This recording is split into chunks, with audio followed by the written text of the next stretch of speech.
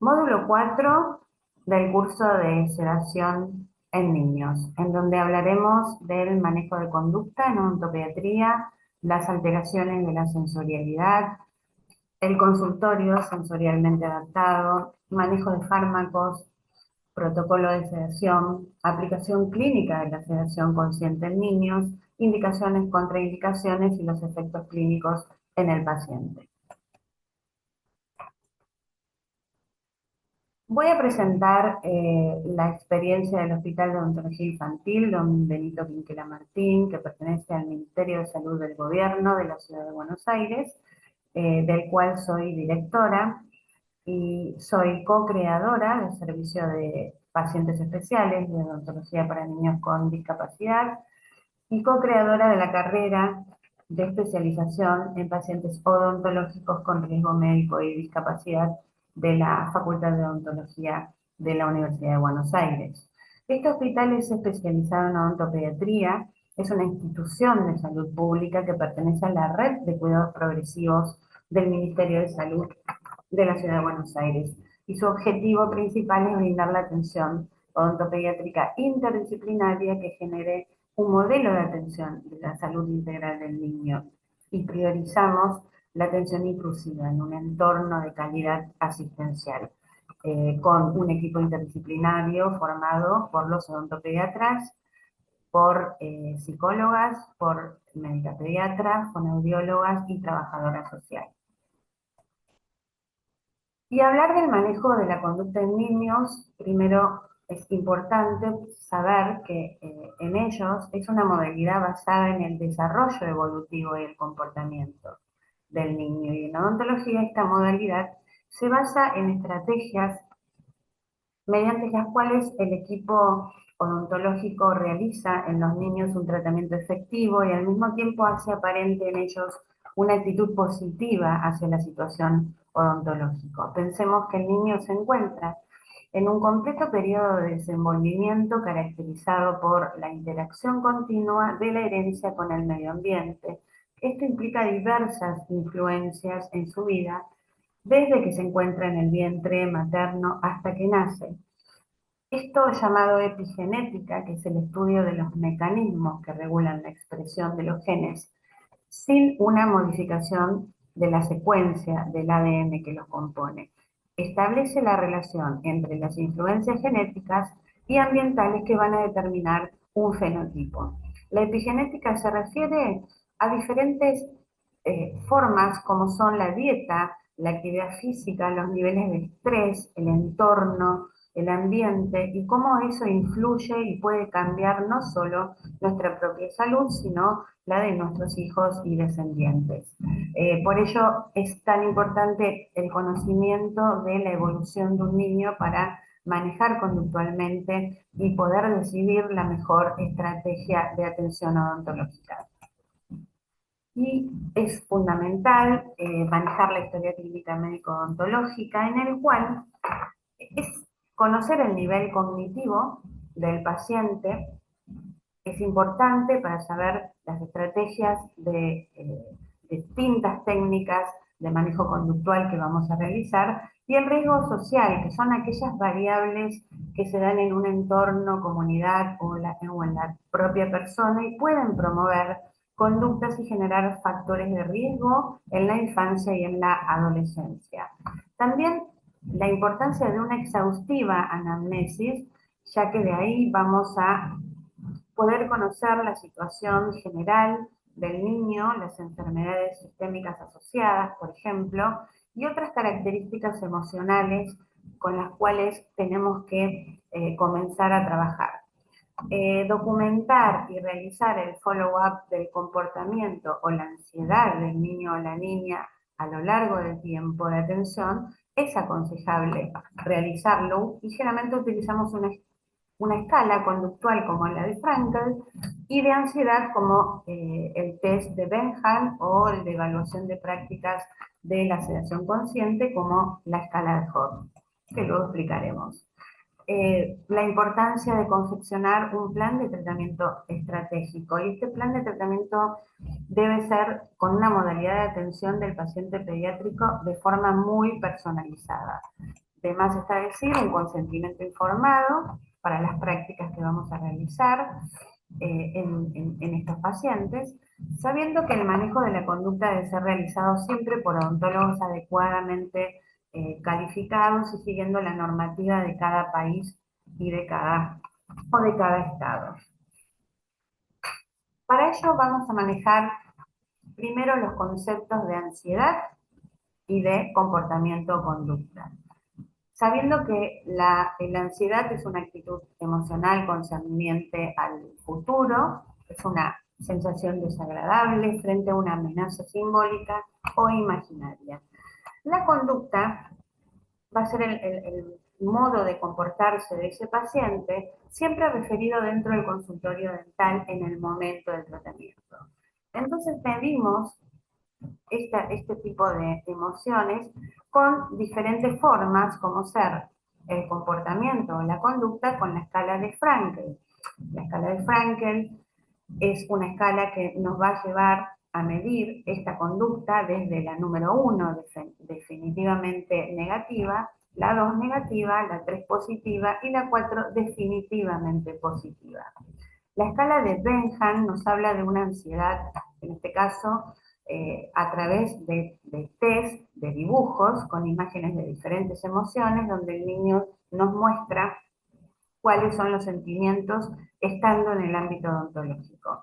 La escala de Corak también es muy importante porque va a manejar 5 ítems diferentes relacionados a la situación odontológica y que nos va a reportar cómo está el paciente en ese nivel de ansiedad, si es muy marcada o es cero. Y por último, la escala de Hope, que es la que va a evaluar cómo es el proceso de sedación y que nos va a mostrar 6 diferentes niveles de sedación y nos va a servir para el tratamiento posterior que vamos a realizar, por ejemplo, con decisiones que podemos cambiar, como ajuste de dosis, cambio de fármaco o utilizar algún tipo de técnica conductual específica y asociada. Sabemos que el miedo y la ansiedad durante la consulta odontológica son muy frecuentes en la infancia debido a que el ambiente odontológico va a generar un estrés y, por ejemplo, instrumentos o sonidos, y si estos temores no son controlados adecuadamente por el profesional, pueden mantenerse y van a repercutir en la vida adulta en la situación odontológica. Por ello es tan importante mantenerse capacitado y emplear estrategias de manejo conductual y adaptar nuestros espacios de manera de disminuir la ansiedad y el miedo y modelando de esta manera la conducta del paciente a tratar. Y acá estamos viendo las diferentes técnicas de manejo conductual, no farmacológicas, que tanto trabajamos los odontopediatras, y en ellos vemos los métodos de desensibilización, en donde van a estar las imágenes positivas previas, observación directa, decir, mostrar y hacer, el uso de la imaginación del niño, humor y usos de eufemismos. Todo esto es muy importante porque con la desensibilización proveemos al niño con nuevas y más placenteras percepciones para con la situación que le provoque ansiedad. Tratamos de condicionar ciertos estímulos presentados en un ambiente agradable y relajado para hacerlos incompatibles con la ansiedad que siente. La técnica generalmente incluye enseñar métodos de relajación al paciente, describirle circunstancias que guardan relación con sus miedos. La desensibilización es efectiva porque el paciente aprende a sustituir una conducta inapropiada con ansiedad por una más apropiada mediante la relajación. Otro método para controlar la conducta del paciente es el uso de la sugestión, que puede hacerse en diferentes niveles sensoriales, tales como visuales, auditivos, olfativos, táctiles, gustativos. La sugestión puede ser muy efectiva a partir de los 3 años de edad y que el uso de la imaginación del niño también es un valioso método de manejo de conducta durante el tratamiento dental. La distracción es uno de los métodos que se utilizan también para la desensibilización, y esta técnica, en lugar de enseñar respuestas incompatibles a estímulos aversivos, presenta estímulos placenteros o no aversivos, pretendiendo alejar la atención del niño de una experiencia percibida como negativa o desagradable. Por ejemplo, dentro de este tipo de métodos podemos utilizar la musicoterapia, que constituye un elemento inductor de elección para disminuir esta tensión, ¿no? Permite de forma muy rápida la adquisición de un primer estadio de relajación y después estará en nuestro manejo conductual en cómo mantener esta actitud positiva hacia la odontología. El refuerzo positivo aumenta la frecuencia y persistencia de las conductas deseadas. Este se puede aplicar de forma social mediante la modulación de la voz, la expresión facial, alabanzas verbales y o una apropiada demostración física de afecto por parte de los miembros del equipo odontológico o de manera simbólica a través de recompensas y premios materiales. Ambos van a ir de acuerdo al comportamiento colaborador del niño. Las promesas que se utilicen para condicionar el comportamiento deben ser factibles, inmediatas y deben siempre cumplirse. El refuerzo negativo va desapareciendo poco a poco de la práctica odontopediatra. Nosotros nunca lo usamos, pues no obtiene realmente adecuadas conductas a largo plazo.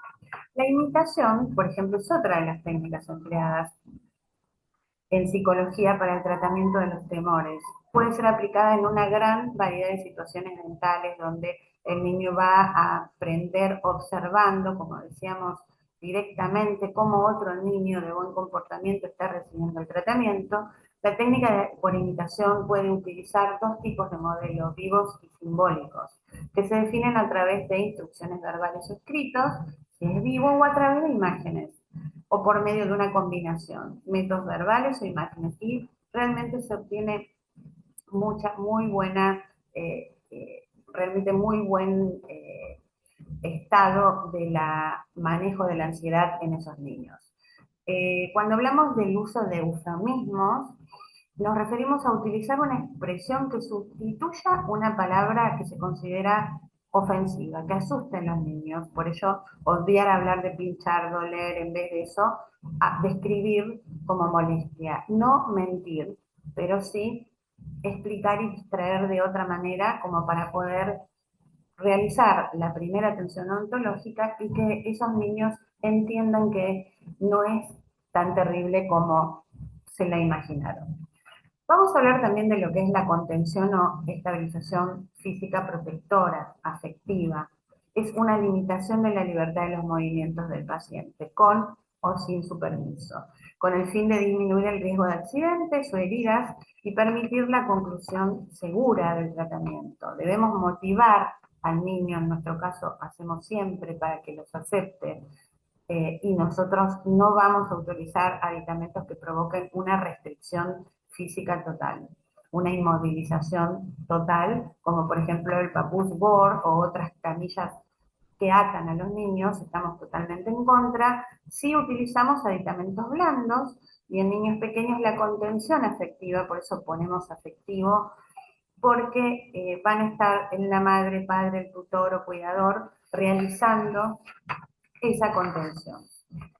Por último, agreguemos también, aparte de las diferentes técnicas que encontramos, son las terapias asistidas con animales, que implica el uso de animales entrenados para ayudar a las personas a sobrellevar o recuperarse de diferentes condiciones de salud. Esta terapia va a tener como objetivo ayudar a reducir el estrés y promover la relajación. El consultorio sensorialmente adaptado lo vamos a explicar más adelante. Y por último, las terapias mente-cuerpo. Estas terapias se refieren, por ejemplo, al mindfulness, que son técnicas de meditación que buscan entrenar la mente para centrar la atención y redireccionar pensamientos. Trabajan sobre el estrés, la concentración y trabajan en el bienestar emocional. También aplicamos aromaterapia o reflexología, que lo que van a lograr es una mayor relajación. Importante también no olvidarnos de presencia o ausencia de padres. Nosotros somos a favor siempre de la presencia, pero lógicamente siempre con el acompañante que provoque un estado emocional y de calma a ese niño. Y ahora sí, hablemos de técnicas de manejo conductual, más técnicas de pseudoanalgesia y sedación consciente. Allí es donde nosotros vamos a trabajar con estos pacientes en el cual vamos a, por su conducta y por su falta de colaboración, tener que decidir otras técnicas que tienen que ver con, por ejemplo, la pseudoanalgesia con óxido nitroso oxígeno, que se va a asociar a un efecto analgésico significativo con un efecto sedante y ansiolítico. Con la indicación adecuada, esta técnica es realmente muy segura y se obtienen muy buenos resultados. Cuando la falta de colaboración o el comportamiento o existen pacientes con discapacidad intelectual severa, en donde probamos algunos métodos y estrategias como las que nombré y no nos da resultados, tenemos que apelar a la sedación consciente. Y la sedación consciente, nuestra experiencia específica es de manera oral farmacológica. Y es un estado en el cual el paciente se encuentra con un nivel de conciencia deprimido en un grado mínimo, en el cual va a conservar la permeabilidad y respiratorio, los reflejos protectores laríngeo y faríngeo, y va a poseer la capacidad de responder a estímulos físicos y verbales de manera adecuada. De acuerdo al fármaco que se utilice, se puede provocar una ligera amnesia anterógrada o nosotros podemos seguir realizando una motivación hablando con ese paciente para obtener muy buenos resultados. Por supuesto, las técnicas de sedación inconsciente que requieren un monitoreo y una asistencia médica permanente se hacen por vía endovenosa, y la anestesia general son técnicas a utilizar en pacientes con mayores dificultades. Las técnicas de manejo conductual van a tener aceptación diferente en los diferentes países, en los grupos de pacientes y en los odontólogos también. ¿Cuál es nuestra experiencia en el Hospital de Odontología Infantil y por qué empezamos con este tema? El tema sería empezar a contarles un poquito el diagnóstico de situación de cuándo empezamos a trabajar desde la creación del servicio de pacientes especiales.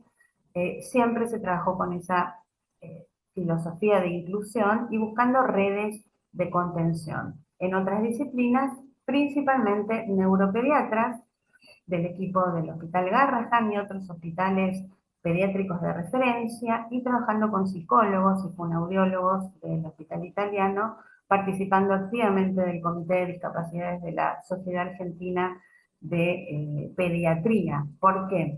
Porque atendemos pacientes con diferentes discapacidades y este servicio se creó hace más de 35 años, en el cual era muy nuevo la actividad y necesitábamos una contención sobre todo de todo este equipo interdisciplinario que lo teníamos fuera. Desde allí empezamos a hablar mucho de interdisciplina y transdisciplina. Esta filosofía conceptual comenzamos a transitarla desde los 90, desde que se creó el servicio. Y allí comenzó esta necesidad de implementar la sedación consciente. Fue una necesidad debido a la concurrencia de pacientes con diferentes discapacidades, pero de conducta muy compleja, y con la capacitación de estos profesionales de disciplina, sobre todo neuropediatras, comenzamos a trabajar sobre el estudio de las distintas drogas que se utilizan en odontología. Esta experiencia se afianzó con la presencia luego de un médico pediatra permanente en el hospital, que va a ser el que indique los fármacos apropiados. También esta necesidad va a surgir y surgió por esa falta de accesibilidad a la atención bajo anestesia general que teníamos aquí en Argentina y en Buenos Aires, donde había listas de esperas extensas, en donde no se realizaba una atención integral completa y rehabilitadora, por lo contrario, se realizaba una atención de extraccionista y mutilante, por lo cual eso hizo que esta experiencia adquirida en más de 30 años, demostrar que muchos de los trabajos científicos que nosotros empezamos a, a presentar, nos diera que en un 70% o más, con las actuales técnicas que utilizamos desde ese tiempo, teníamos muy buenos resultados de éxito. Fue importante adaptar el consultorio, capacitar bien al equipo y comenzar a trabajar con la colaboración de los neuropediatras y los pediatras con las drogas orales utilizadas. Esta evidencia científica la presentamos desde el 2002 hasta la actualidad. Fuimos presentando diferentes trabajos y en congresos para poder realmente demostrar que fue una gran salida que le pudimos dar a la demanda de estos pacientes que no tenían respuesta desde la salud pública en ese momento, por lo menos en esta ciudad. Y bueno, vamos a tener en cuenta, después vamos a explicar bien el método de sedación que usamos, que es la sedación farmacológica, siempre la vamos a usar con técnicas de manejo conductual. Vamos a intentar todas las técnicas escalonadamente, pero muchos pacientes ya sabemos en una segunda sesión que vamos a necesitar esto. Entonces es importante que en la evaluación valoremos toda la parte odontológica y médica, como dije antes, y en la evaluación odontológica, quiero aclarar que muchas veces con el comportamiento complejo de estos pacientes, es difícil poder realizar un correcto odontograma. Allí es donde durante las sesiones de sedación vamos a poder realizar un plan de tratamiento con un sentido común y adaptado al paciente que tenemos presente.